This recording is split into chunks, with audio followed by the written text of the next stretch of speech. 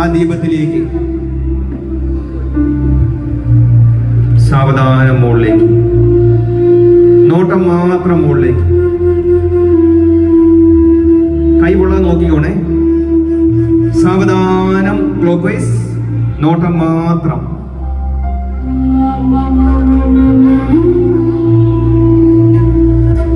Clock vice സാവധാനം.